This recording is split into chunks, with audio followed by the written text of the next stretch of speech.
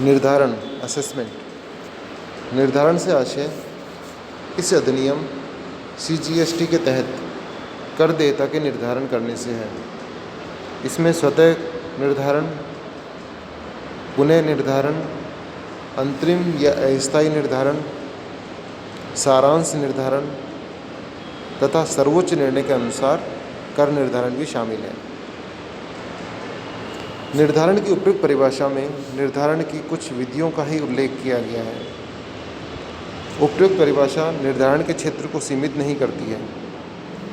अन्य परिस्थितियां भी हो सकती हैं जिनमें एक व्यक्ति का निर्धारण किया जा सकता है। धारा 62 के तहत विवरणी प्रस्तुत नहीं करने वाले व्यक्तियों का कर निर्धारण किया जा सकता है।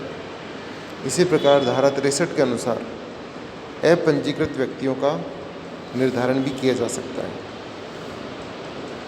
उपयुक्त परिभाषा में निर्धारण में पुनर्निर्धारण को भी सम्मिलित कर लिया गया है, परंतु अधिनियम के अन्य किसी भी स्थान पर किसी उचित अधिकारी द्वारा कर योग्य व्यक्ति के कर निर्धारण के पुनर्निर्धारण का प्रावधान नहीं किया गया है। इस प्रकार निर्धारण से आशय GST अधिनियम के तहत कर देयता का निर्धारण करने से है। कर निर्धारण की अनेक विधियां हो सकती हैं, कई मेथड हैं कर निर्धारण के।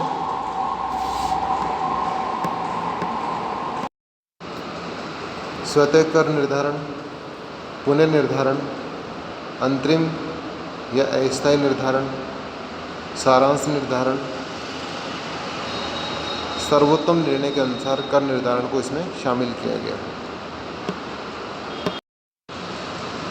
व्यवसाय बिजनेस, कोई भी व्यापार, वाणिज्य, निर्माण, पेशा, धंधा, साहस, दाव अथवा अन्य किसी प्रकार या किसी भी तरह की कोई गतिविधि, चाहे वह आर्थिक लाभ के लिए हो अथवा नहीं हो, व्यवसाय में शामिल है। ऊपर वर्णित उपवाक्य A के संबंध में या प्रासंगिक या सहायक कोई भी गतिविधि या व्यवहार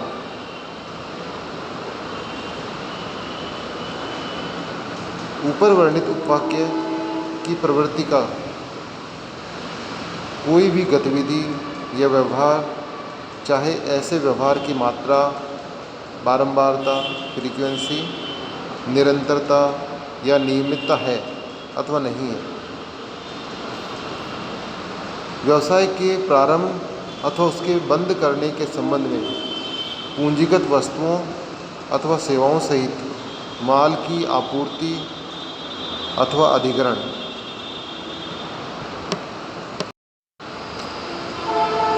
किसी क्लब, संघ, समिति या अन्य ऐसी ही संस्था द्वारा चंदा अथवा अन्य किसी प्रतिफल के बदले इनके सदस्यों को सुविधाओं अथवा लाभ का प्रावधान।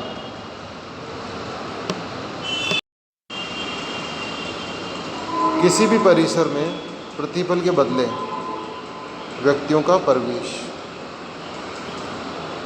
किसी व्यापार, पेशे अथवा धंधे के दौरान अथवा उसकी समृद्धि के लिए किसी भी व्यक्ति द्वारा स्वीकृत किए गए किसी पद के धारक के रूप में सेवाओं की आपूर्ति।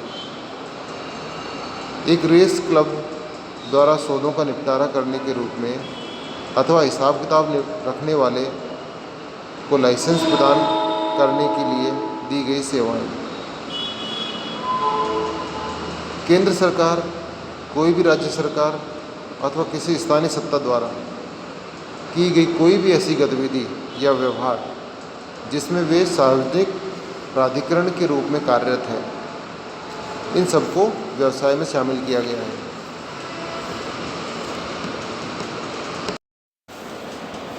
व्यवसाय की परिभाषा का विश्लेषण करने पर कई महत्वपूर्ण तथ्य प्रकट होते हैं।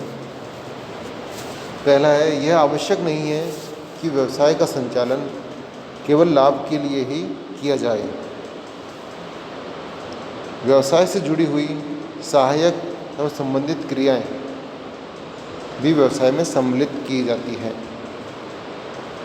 व्यवसाय में लेन देनों की निरंतरता होना आवश्यक नहीं है, क्योंकि साहस के रूप में किया गया एकल लेन देन भी इसमें शामिल होता है।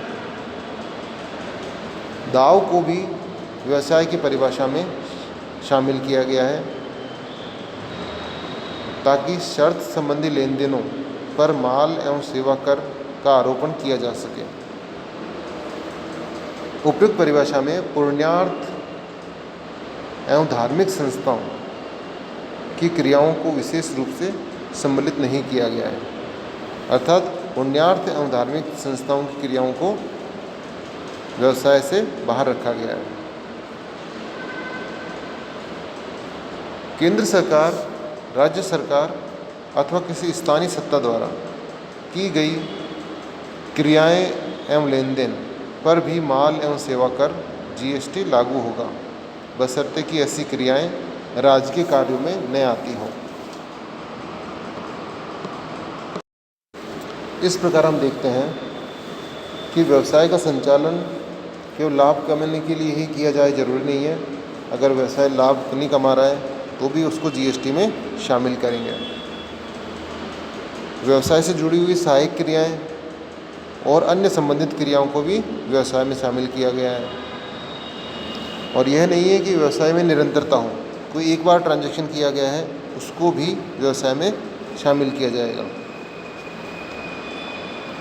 और कई प्रकार के दाव हैं, उनको भी इस परिभाषा में शामिल कर लिया गया है ताकि शर्त संबंधी कई लेन देनों को व्यवसाय में शामिल किया जा सके।